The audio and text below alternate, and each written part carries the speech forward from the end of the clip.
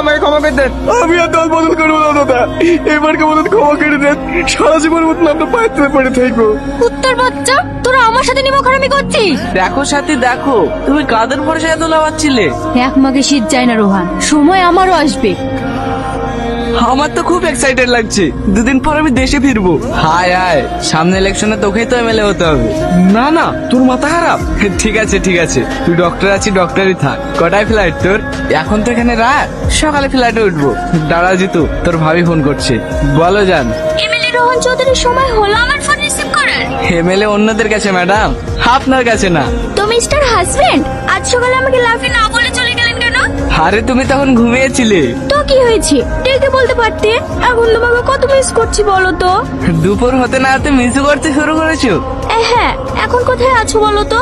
এই তো রাস্তায়, কিছুক্ষণের মধ্যে বাড়ি পৌঁছে যাবো। ঠিক আছে, আচ্ছা শোনো।